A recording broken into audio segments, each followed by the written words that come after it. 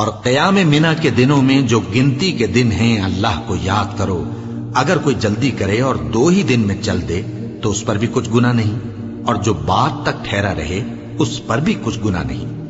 یہ باتیں اس شخص کے لیے ہیں جو اللہ سے ڈرے، اور تم لوگ اللہ سے ڈرتے رہو اور جان رکھو کہ تم سب اس کے پاس جمع کیے جاؤ گے.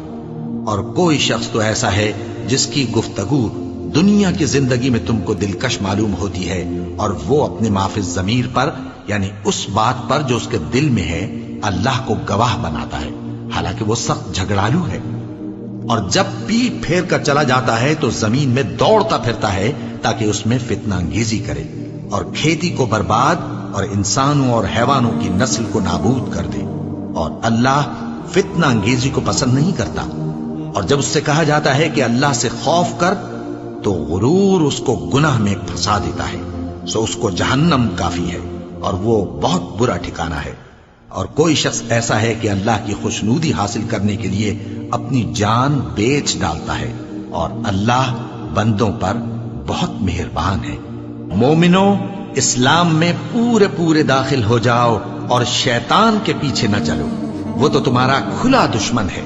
پھر اگر تم احکام روشن پہنچ جانے کے بعد لڑکھڑا جاؤ تو جان رکھو کہ اللہ غالب ہے، حکمت والا ہے. کیا یہ لوگ اسی بات کے منتظر ہیں کہ ان پر اللہ کا عذاب بادل کے سائبانوں میں نازل ہو اور فرشتے بھی اتر آئیں اور کام تمام کر دیا جائے؟ اور سب کاموں کا رجوع اللہ ہی کی طرف ہے. اے پیغمبر، بنی اسرائیل سے پوچھو کہ ہم نے ان کو کتنی کھلی نشانیاں دی. اور جو شخص اللہ کی نعمت کو اپنے پاس آنے کے بعد بدل دے تو اللہ سخت عذاب کرنے والا ہے.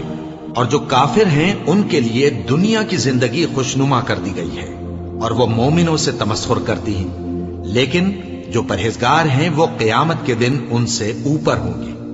اور اللہ جس کو چاہتا ہے بے حساب رزق دیتا ہے.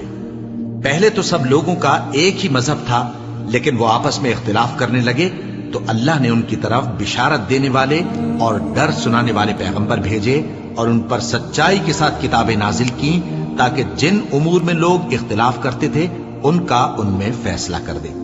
اور اس میں اختلاف بھی انہی لوگوں نے کیا جن کو کتاب دی گئی تھی، باوجود کہ ان کے پاس کھلے ہوئے احکام آ چکے تھے. اور یہ اختلاف انہوں نے صرف آپس کی ضد سے کیا. تو جس امر حق میں وہ اختلاف کرتے تھے اللہ نے اپنی مہربانی سے مومنوں کو اس کی راہ دکھا دی. اور اللہ جس کو چاہتا ہے سیدھا راستہ دکھا دیتا ہے.